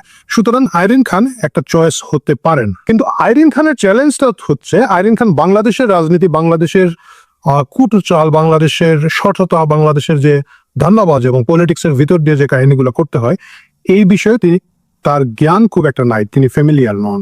এবং তাকে যদি রাষ্ট্রপতি দেওয়া হয়, রাষ্ট্রপতি ক্রাইসিস মুহূর্তে বিএনপি যে সার্ভিসটা তাদের কাছ থেকে আশা করে থাকে এটা পাবে না। কারণ বিএনপি প্রত্যেকবার নির্বাচনের আগে একটা ভেজাল করে, মানে করার চেষ্টা করে আরেকবার ক্ষমতা থাকতে পারে না, সেটা অন্য জিনিস, কিন্তু তারা চেষ্টা করে। এবং সেই সময় তাদের একজন খুবই লয়াল, অন্ধ, চাটুকার টাইপের রাষ্ট্রপতি প্রয়োজন, যেটা তারা ধরেন এর আগে পেয়েছিল আব্দুর রহমান বিশ্বাসী। আপনাদের মনে আছে 96 সালে সেনাবাহিনীর সাথে যখন একটা টেনশন তৈরি হয়, আব্দুর রহমান বিশ্বাস তিনি কিন্তু খুব শক্তভাবে বিএনপি পক্ষে থেকে ওই জেনারেল নাসিমের কুটা বন্ধ করে দিতে পেরেছিলেন, প্রতিহত করতে পেরেছিলেন। তারপরে যদি আছেন ইয়াসুদ্দিন নয় কি যেন ইয়াজউদ্দিন সাহেব যখন আবার একটা 2006-07 সালে ঘোট পাকালেন, তিনি কিন্তু একেবারে হাওয়া ভবনের প্রেসক্রিপশন অনুযায়ী চলেছেন। এতে খুবই অসম্মানিত হয়েছেন বেচারা বুড়ো বয়সে, কিন্তু তিনি বিএনপির কথা শুনেছেন। বিএনপি ওইখানে যে লয়াল লোকটা চায়, যার কোনো চোখের চামড়া থাকবে না, এই জিনিসটা আসলে আইরিন খানের মাধ্যমে তারা আদৌ উদ্ধার করতে পারবে কিনা এটা নিয়ে আমার সন্দেহ আছে, এবং আমার জানা তারেক রহমানের সন্দেহ আছে। কারণ আইরিন খানকে তার আন্তর্জাতিক একটা রেপুটেশন রক্ষা করতে হবে, তিনি চাইলেই পরবর্তীতে যা ইচ্ছে তা করতে পারবেন না। এবং সেটা যদি হয়, আইরিন খানকে হয়তো বিএনপি এইখানে খুব সিরিয়াসলি আমার মনে হয় না যে বিবেচনা করবে। আর আত্মীয়তা যে খুব একটা কাজে লাগে না, সেটা শেখ হাসিনার কে দেখে লোকজন বুঝেছে। বোনের জামাই, কুয়াতো বোন না খালাতো বোনের জামাই যেন ছিল না আমাদের প্রিয় যারা ওয়াকার স্যার, সেই ওয়াকার স্যারকে দেখেই লোকজনের শিক্ষা হয়ে গেছে। সো এইটাও একটা বড় অপশন হতে পারে না। মির্জা ফখরুল ইসলাম আলমগীর কি রাষ্ট্রপতি হতে পারবেন?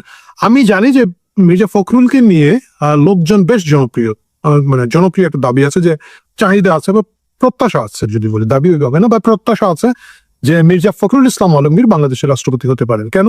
কারণ তিনি দীর্ঘদিন বাংলাদেশে থেকে শেখ হাসিনা বিরোধী বা আওয়ামী লীগ বিরোধী আন্দোলনে নেতৃত্ব দিয়েছেন। যখন খালেদা জিয়া অসুস্থ ছিলেন, খালেদা জিয়া কারাগারে ছিলেন, তারেক রহমান দেশে ছিলেন না, তিনি কিন্তু চেষ্টা করেছেন এই সংগঠনটাকে ধরে রাখতে, বিএনপিকে ধরে রেখেছেন, রক্ষা করেছেন, এবং তাকে লোকজন ভদ্রলোক রাজনীতিবিদ হিসাবে চিনে। মানে এই রেপুটেশনটা যাদের আছে বাংলাদেশে খুব কম লোকের আছে, তার মধ্যে মির্জা ফখরুল ইসলাম আলমগীর একজন। তাকে লোকজন ফালতু কথা বলতে দেখে নাই, তাকে এক ধরনের রেসপেক্ট সবাই করে। মানে আমি বলছি না যে শুধু বিএনপি করে, অন্যান্য দলের মধ্যেও তার একটা গ্রহণযোগ্যতা আছে, যেমন লোকটা মোটামুটি ভদ্রলোক। সুতরাং এটা একটা ন্যাচারাল চয়েস হওয়া উচিত যে মির্জা ফখরুলের যে বয়স টয়স চিন্তা করে যে তাকে হয়তো একটা রাষ্ট্রপতি পদ দিয়ে সম্মান দেওয়া যেতে পারে।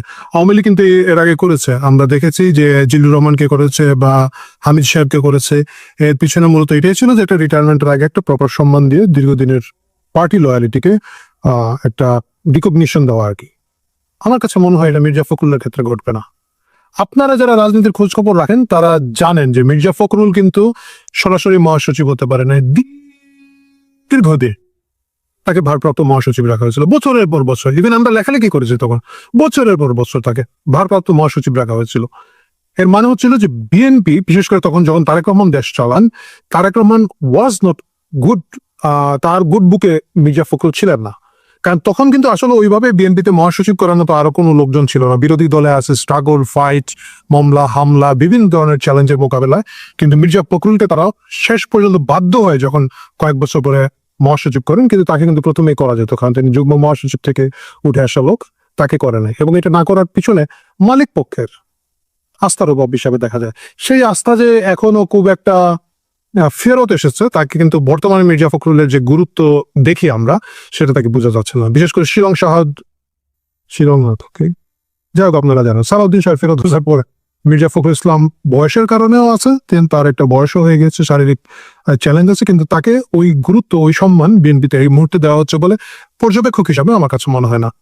তিনি একজন মন্ত্রী এবং তার মন্ত্রণালয়ে একটা প্রতিমন্ত্রী দেওয়া হয়েছে, বিখ্যাত মিরো বাড়ির সেই মির ভাই, যিনি গোটা বগুড়াকে মিরো বাড়ি, সীমান্ত বাড়ি কি যেন বানায় ফেলতেছে 14 গোষ্ঠী 18 গোষ্ঠী লোকজন নিয়ে, সেই শাহে আলমকে বরঞ্চ আমরা অনেক বেশি অ্যাক্টিভ, অনেক বেশি গুরুত্ব দিতে দেখছি আমরা সরকার, এবং মানে ভিজুয়ালি তাকে দেখা যাচ্ছে। সো মির্জা ফখরুল ইসলাম আলমগীরের প্রতি যদি সেই আস্থা না থাকে, তাকে রাষ্ট্রপতি করা যদিও খুবই ভালো হতো, আমার কাছে মনে হয় যে সাধারণ লোকজনের বেশ একটা প্রশংসা পাওয়া যেত, তারেক রহমান হয়তো মির্জা ফখরুলকে রাষ্ট্রপতি ভাববেন না। বাকি থাকলেন আমাদের মঈন খান সহ আরো বেশ কিছু নেতৃবৃন্দ আছেন, তাদের মধ্যে থেকে বিচার বিবেচনা করা যেতে পারে। নজরুল ইসলাম খান আমার একজন খুবই পছন্দের রাজনীতিবিদ। নজরুল ইসলাম খান কিন্তু বেশ গুরুত্ব বিএনপিতে আছে, যদিও তিনি নির্বাচন করেন না বা সেখানে নাই, কিন্তু তাকে সম্প্রতিও বিএনপিতে এক ধরনের ভাবগাম্ভীর্যপূর্ণ সম্মান দিতে আমরা দেখেছি, বিশেষ করে খালেদা জিয়ার জানাজার সময় বা ওই টাইমে নির্বাচনকালীন সময় তাকে বিএনপি সামনে এনেছে। সুতরাং পলিটিশিয়ানদের মধ্যে থেকে দিলে আমার কাছে মনে হচ্ছে যে নজরুল ইসলাম খান হয়তো বিএনপির একটা ভালো চিন্তা ভাবনার মধ্যে আছে এবং তার একটা সম্ভাবনা আছে। এর বাইরে সাধারণত দেখা যায় যে বিভিন্ন বিশ্ববিদ্যালয়ের শিক্ষক অথবা সাবেক বিচারপতি, এদেরকে রাষ্ট্রপতি করা হয়, বিভিন্ন সময় করা হচ্ছে। এর কারণ হচ্ছে এরা হচ্ছে অনেকটা ঢোড়া সাপের মতো, করিনা কুফুস মারিনা কুডুস, সেই সাপ জানতো গোটা দুই লাগবে না, গোটা 1 লাগবে। তারেক রহমান হয়তো সেই রকম কারোর মানে খোঁজে আছেন, সেটা আর একটা চমৎকার কি বলে সারপ্রাইজ হতে পারে আমাদের জন্য।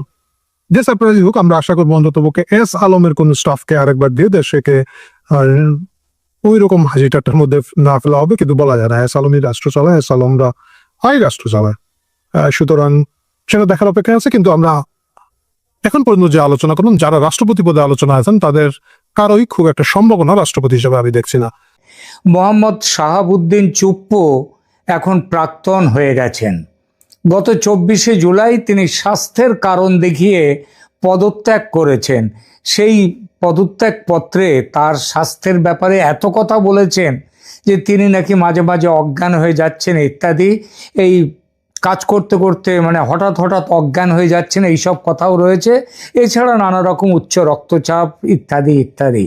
কিন্তু প্রশ্নটা হচ্ছে, রাষ্ট্রপতি থাকা অবস্থায় তিনি কবে কোনো দিন যে তিনি হঠাৎ জ্ঞান হারিয়ে পড়েছেন এমন কথা কোনোদিন শোনা যায়নি। সুতরাং এইসব কারণ যেগুলো তিনি দেখিয়েছেন, এগুলো অকারণ কারণ, এই কারণের কোনো ভিত্তি নেই। আর দেশের মানুষ জানে অসুস্থতা নয়, তার পদত্যাগের আসল কারণ ভিন্ন। কি সেই কারণ? বিএনপি সরকার নিজে বাঁচতে রাষ্ট্রপতি চুপ্পুকে পদত্যাগ করতে বাধ্য করেছে।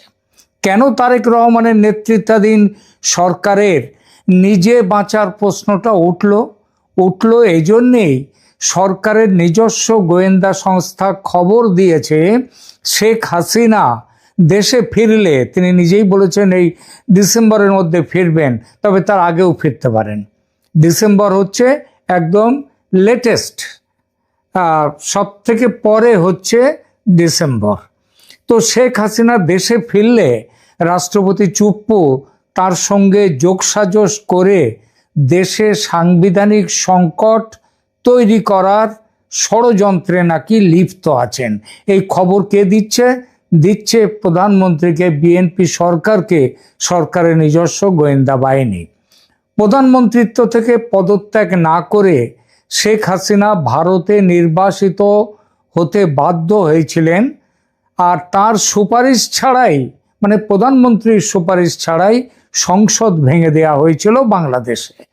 এবং তারপরে সুপ্রিম কোর্টের সংবিধান বেঞ্চের যে অভিমতের ভিত্তিতে অন্তর্বর্তী সরকার গঠিত হয়েছিল, পরে জানা গেল সেই সুপারিশ, সুপ্রিম কোর্টের অভিমত, সেটা জাল। এবং সেটা যে জাল, সেইটা নিয়ে মামলাও হয়েছিল ওখানকার হাইকোর্টে, ঢাকায়। যদিও ঢাকা হাইকোর্ট সেই মামলা তারা সেটা খারিজ করে দিয়েছে, কিন্তু প্রশ্ন উঠে গেছে এবং শাহাবুদ্দিন চুপ্পু শেখ হাসিনা ফেরার পর এই বিষয়গুলো নিয়ে তিনি একটা সাংবিধানিক সংকট তৈরি করতে পারেন, এই খবর, এই ভয় পাচ্ছে সেখানকার বিএনপি সরকার। বর্তমান সরকারের তীব্র আশঙ্কা তৈরি হয়েছে রাষ্ট্রপতি ও প্রাক্তন প্রধানমন্ত্রীর মধ্যে টেলিফোন যোগাযোগের খবর ফাঁস হওয়ার ফলে। এটা শাহাবুদ্দিন চুপ্পু সম্প্রতি বিদেশে গিয়েছিলেন চিকিৎসার কারণে এবং সেখানেই এই খবরটা ফাঁস হয়েছে। সরকারিভাবে শেখ হাসিনা ও শাহাবুদ্দিন চুপ্পুর টেলিফোন সংলাপ নিশ্চিত করা হয়নি বটে, মানে সরকার থেকে এটা স্পষ্ট করে বলা হয়নি বটে, তবে বিএনপি নেতৃত্ব এই খবরটি বিশ্বাস করে এবং তারা জানে। ফলে ঝামেলার গোড়া কেটে দিতে সরকার চুপ্পু সাহেবকে পদ থেকে হটিয়ে দেওয়ার সিদ্ধান্ত নিয়েছে এবং প্রাক্তন রাষ্ট্রপতিকে বাধ্য করেছে পদত্যাগের সঙ্গে সঙ্গে বঙ্গভবন ছেড়ে চলে যেতে। ভাবুন তো, কয়েক ঘন্টার মধ্যে দেশের রাষ্ট্রপতিকে তার যে রাষ্ট্রপতি ভবন সেটা ছেড়ে সেখান থেকে চলে যেতে হচ্ছে তার নিজের বাসভবনে, একেবারে কয়েক ঘন্টার মধ্যে। এত দ্রুততার সঙ্গে পৃথিবীর কোনো দেশে রাষ্ট্রপতি তার বাসভবন পাল্টেছেন এমন, মানে গণতান্ত্রিক দেশে অবশ্যই, তো এমন কোনো উদাহরণ পাওয়া যায় না। শুধু এটাই যে অত্যন্ত দ্রুততার সঙ্গে করা হয়েছে তাই নয়, শাহাবুদ্দিন চুপ্পুর বিরুদ্ধে বেশ কিছু মামলা দায়ের হয়েছে একেবারে বিদ্যুতের গতিতে।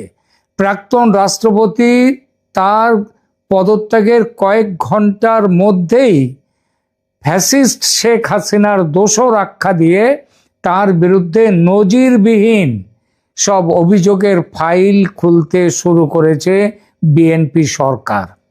শুধু দুর্নীতি বা ক্ষমতার অপব্যবহার নয়, হত্যা, ষড়যন্ত্র থেকে শুরু করে মানবতা বিরোধী অপরাধের সহযোগী হওয়ার গুরুতর অভিযোগ তোলা হয়েছে তার বিরুদ্ধে এবং সেই অভিযোগে কাঠগড়ায় দাঁড় করানোর প্রক্রিয়া শুরু হয়ে গেছে। সেই শুরু হওয়াটা হয়েছে কোথায়? ইন্টারন্যাশনাল ক্রাইম ট্রাইব্যুনাল, যে ট্রাইব্যুনাল বিচারের নামে অবিচার করে শেখ হাসিনা এবং তার স্বরাষ্ট্রমন্ত্রীকে মৃত্যুদণ্ডের সাজা দিয়েছে। সেখানেই শাহাবুদ্দিন চুপ্পুকেও তার বিরুদ্ধেও মামলা করা হচ্ছে এবং সেই মামলার বিষয়বস্তু, অপরাধগুলোও কিন্তু অনেকটাই এক। আমরা আসছি সেখানে, সেই প্রসঙ্গে আসছি। ট্রাইব্যুনালের আইনে সর্বোচ্চ সাজা তার কি হতে পারে? ফাঁসি নাকি আমৃত্যু কারাদণ্ড নাকি দুটোই? আজকের ভিডিওতে আমরা সেটাই পিন পয়েন্ট করে দেখব। চ্যানেল সাবস্ক্রাইব করে না থাকলে এখনই সাবস্ক্রাইব করে নিন। চলুন মূল বিশ্লেষণে যাওয়া যাক। 2023 সালে যখন শাহাবুদ্দিন চুপ্পুকে রাষ্ট্রপতি হিসেবে বসানো হয়েছিল, তখন থেকেই দেশ জুড়ে প্রশ্ন উঠেছিল কি যোগ্যতায় এই পদ পেলেন তিনি। তখনই তার বিরুদ্ধে দুর্নীতির অভিযোগ কিন্তু উঠে গেছে, কিন্তু শেখ হাসিনা সেসব প্রশ্ন ধামাচাপা দেন, শাহাবুদ্দিন রাষ্ট্রপতি হন। বিএনপি, জামাত সহ বিরোধীরা 24 আগস্ট অভ্যুত্থানের পর শাহাবুদ্দিন চুপ্পুর পদত্যাগের দাবিতে ঘেরাও করেছে পর্যন্ত বঙ্গভবন, কিন্তু তাকে পদত্যাগ করাতে পারেনি এই জন্যই যে সেনাপ্রধান ওয়াকারুজ্জামান তার পাশে দাঁড়িয়ে গিয়েছিলেন এবং সেই দাঁড়ানোর ফলে সেনা তার পাশে ছিল বলে সফল হয়নি সেই প্রচেষ্টা। আপনাদের হয়তো মনে থাকতে পারে মোহাম্মদ ইউনূস পর্যন্ত শাহাবুদ্দিনকে একদম সহ্য করতে পারতেন না, তাকে একেবারে আটকে রেখে দিয়েছিলেন বঙ্গভবনের ভেতরে। সেখান থেকে তিনি বাইরে বেরোতে পর্যন্ত দেয়া হতো না তাকে, সে সুযোগ তিনি পাননি। আর ছাত্র জনতা এইটা দেখেই এবং তারা শাহাবুদ্দিন চুপ্পুর পদত্যাগের দাবিতে ঘেরাও করেছিল বঙ্গভবন। যখন তারপরে কিন্তু সেনাপ্রধান, আগেই বলেছি, সেনাপ্রধান ওয়াকারুজ্জামান তার পাশে এসে দাঁড়ান, তার ফলে শাহাবুদ্দিন থেকে যান তার পদে। ক্ষমতায় আসার পর তারেক রহমান সেই প্রচেষ্টা নতুন করে শুরু করে দিয়েছিলেন, কিন্তু চুপ্পু নিজের পদে বহাল থাকতে তারেক রহমানের সঙ্গে সম্পর্ক ভালো করার বহু চেষ্টা করে যান, এবং এই চেষ্টা করার পথ হিসেবে তিনি মোহাম্মদ ইউনূসের বিরুদ্ধে একের পর এক বোমা ফাটাতে থাকেন, এবং এই বোমা ফাটানোর উদ্দেশ্য ছিল যাতে তারেক রহমানের সরকারের সঙ্গে তার সম্পর্কটা ভালো হয় এবং তিনি থেকে যেতে পারেন যাতে রাষ্ট্রপতি পদে। কিন্তু শেষ রক্ষা হলো না। শেখ হাসিনার সঙ্গে ফোন যোগাযোগের পর সম্পর্ক ভেঙে চুরমার। সত্যি সত্যি তার ফোন যোগাযোগ হয়েছিল কিনা আমরা বলতে পারবো না, কিন্তু বিএনপি সরকার বিশ্বাস করে ফোনে যোগাযোগ হয়েছিল শেখ হাসিনার সঙ্গে। সুতরাং তারপর থেকেই তারেক সরকারের কাছে তিনি শত্রু হিসেবে চিহ্নিত হয়ে গেছেন, এবং সরকার এতটাই ক্ষুব্ধ, তার বিরুদ্ধে অভিযোগ এইটাই যে তিনি ফ্যাসিবাদের দোসর হিসেবে শেখ হাসিনা সরকারের অন্যায় আদেশগুলোর ওপর সিলমোহর দিয়ে গেছেন একের পর একবার। কখনো শেখ হাসিনাকে থামাবার চেষ্টা তো করেননি, বরং তার সব কাজে তিনি সমর্থন দিয়েছেন। অতএব এই অপরাধে, ফ্যাসিস্টের সহযোগী হওয়ার অপরাধে তিনি এখন অপরাধীর কাঠগড়ায়। ইতিমধ্যে কোন কোন অপরাধে মামলা হয়েছে শাহাবুদ্দিন চুপ্পুর বিরুদ্ধে একটু দেখি। প্রথমত দুর্নীতি, ইসলামী ব্যাংক কেলেঙ্কারি ও অবৈধ সম্পদ অর্জনের অভিযোগ। রাষ্ট্রপতি হওয়ার আগে তিনি ছিলেন দুর্নীতি দমন কমিশনের কমিশনার। সেখান থেকে শুরু করে নানা জায়গায় দায়িত্ব পালন করার সময় তার নামের পাশে যুক্ত হয়েছে দুর্নীতির বহু অভিযোগ। বিশেষ করে এস আলম গ্রুপের আলোচিত সেই ৮০,০০০ কোটি টাকার ঋণ জালিয়াতি এবং ইসলামী ব্যাংক দখলের ঘটনায় পর্দার আড়ালে বড় ধরনের ভূমিকা ছিল শাহাবুদ্দিন চুপ্পুর, এই অভিযোগ রয়েছে তার বিরুদ্ধে। সাংবিধানিক সুরক্ষার কারণে, কারণ যেহেতু তিনি দেশের প্রেসিডেন্ট পদে থাকাকালীন তার বিরুদ্ধে কোনো মামলা করা যায় না, সেই জন্য তার বিরুদ্ধে তখন কেউ আঙুল তুলতে পারেনি, তাকে অভিযুক্তের কাঠগড়ায় দাঁড়াতে পারেনি। কিন্তু এখন চলে যাওয়ার পর, রাষ্ট্রপতি পদ থেকে চলে যাওয়ার পরে কি অবস্থা? সংবিধানের সেই সুরক্ষার চাদর আর তার নেই। আইনমন্ত্রী বাংলাদেশের মোহাম্মদ আসাদুজ্জামান সাফ জানিয়ে দিয়েছেন, কারো প্রতি অবিচার করা হবে না ঠিকই, অর্থাৎ শাহাবুদ্দিনের বিচারের তার সুবিচার পাওয়ার সুযোগ তাকে দেওয়া হবে ঠিকই, তবে সুনির্দিষ্ট অভিযোগ যা আছে তার বিরুদ্ধে তার চুলচেরা বিশ্লেষণ চলছে, এবং এই বিশ্লেষণও কিন্তু বেশি দিন নেবে না। খুব তাড়াতাড়ি বিশ্লেষণ শেষ করে কাজে নেমে পড়বে বিএনপি সরকার, অর্থাৎ তাকে কাঠগড়ায় তুলবে। অতীতে কিভাবে ক্ষমতার অপব্যবহার করে নিজের ও সহযোগীদের আখের গুছিয়েছেন তিনি, দুদক এবং সংশ্লিষ্ট তদন্ত সংস্থাগুলো এখন সেই ফাইলগুলো একে একে টেবিলের ওপরে সাজাচ্ছে। এর সঙ্গে যুক্ত হয়েছে আন্তর্জাতিক অপরাধ ট্রাইব্যুনালে তার বিরুদ্ধে হত্যায় সহযোগিতা করা এবং মানবতা বিরোধী মামলা। শুধু আর্থিক দুর্নীতিতেই তার মানে আটকে থাকছে না চুপ্পুর ভাগ্য।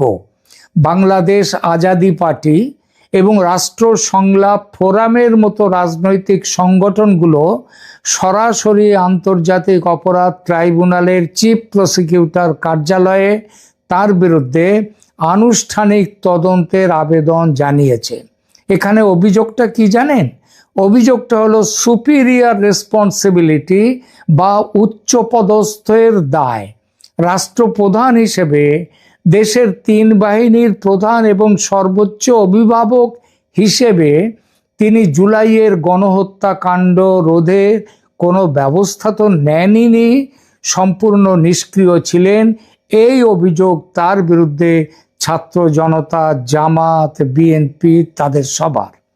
আন্দোলনকারীদের ওপর যখন গুলি চালনা হচ্ছিল তখন তিনি ফ্যাসিবাদকে প্রকারান্তরে প্রোটেকশন দিয়ে গেছেন, মৌন সমর্থন জুগিয়েছেন।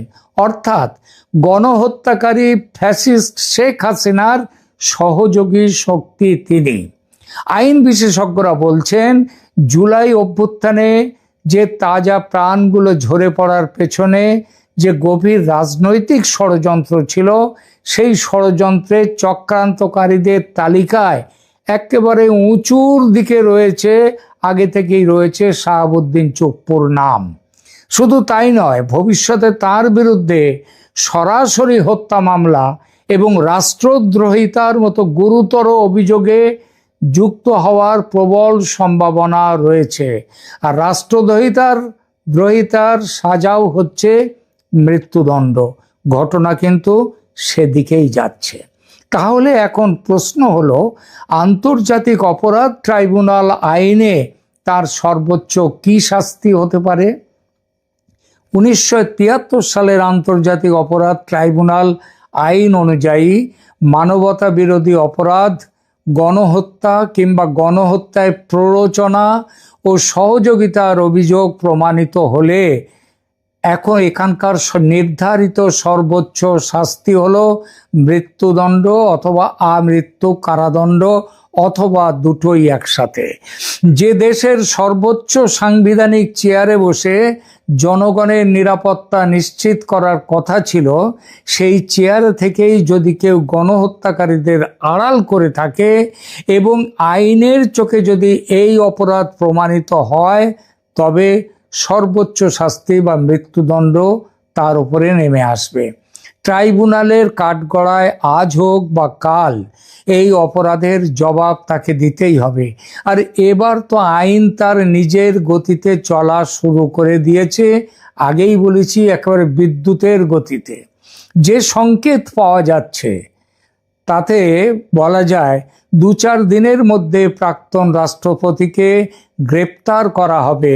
এজন্যই তাকে অত্যন্ত দ্রুততার সঙ্গে বঙ্গভবন থেকে সরিয়ে দেওয়া হয়েছে, যাতে গুলশনে তার বাড়ি থেকে তার গ্রেপ্তারি খুব বেশি মিডিয়া হাইপ না পায়।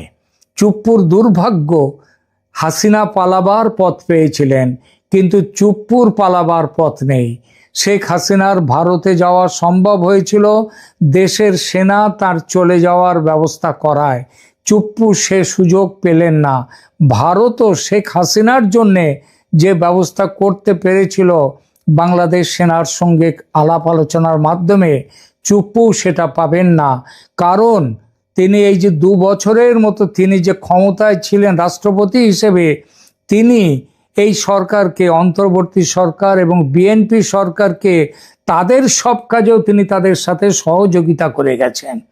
তিনি যদি তার বিবেককে একবার জাগিয়ে তিনি যদি তাদের প্রশ্ন করতেন, তাদের যে একের পর এক অর্ডিন্যান্স জারি করে যেভাবে এই ক্রাইম ট্রাইব্যুনালের আইনকে সংশোধন করেছেন তিনি, সেগুলো যদি তিনি না করতেন, তিনি যদি প্রশ্ন করতেন, তাহলে এতটা সুযোগ কিন্তু এই সুযোগগুলো কিন্তু মোহাম্মদ ইউনূসের সরকার পেত না। এবং ভারত এবং বিশ্বের যারা গণতন্ত্রবাদী, তার কাছে তার ছবিটাও একটু ওপরে উঠতে পারত। কিন্তু চুপ্পু তা করেননি। তিনি একদম সেই কাঠের ঘোড়ার মতো যেদিকে মুখ করতে বলেছে সেই দিকে তিনি দাঁড় করিয়েছে, তিনি তাই করে গেছেন। তার ভাগ্যে কি অপেক্ষা করছে তাহলে? ওই যে আগে বললাম, 1 গ্রেপ্তারি, 2 জেল যাত্রা, 3 দ্রুত বিচার ও দণ্ডের ঘোষণা, এবং 4 এই দণ্ডে থাকবে জেল জরিমানা ও মৃত্যুদণ্ড। যদি মৃত্যুদণ্ড খুব দ্রুততার সঙ্গে, মানে নভেম্বরের আগেই যদি কার্যকর করা হয়, অবাক হবেন না কেউ। কারণ চুপ্পুকে ফাঁসিতে চড়াতে পারলে শেখ হাসিনা ভয় পেয়ে দেশে ফেরার ইচ্ছা ত্যাগ করতে পারেন। শাহাবুদ্দিন চুপ্পুকে দিয়ে সেই ভয় দেখানোর কাজটা, মানে তাকে মেরে ফেলে সেই ভয় দেখানোর কাজটা করতে পারে বিএনপি সরকার। এই সম্ভাব্য বিচার ও শাস্তির খবর নিয়ে প্রিয় দর্শক, আপনার কি মতামত জানান। তিনি কি সত্যি আইনের ফাঁক গলে বের হয়ে যেতে পারবেন, নাকি ট্রাইব্যুনালের রায়ে তার কপালে ঝুলছে চরম শাস্তি? কমেন্ট করে জানান আপনার মূল্যবান মতামত। ভিডিওটি ভালো লাগলে লাইক ও শেয়ার করতে ভুলবেন না, এবং আগেই বলেছি সাবস্ক্রাইব করুন চ্যানেল ক্যালকাটা ডায়ালগস। দেখা হচ্ছে পরের ভিডিওতে, ততক্ষণ ভালো।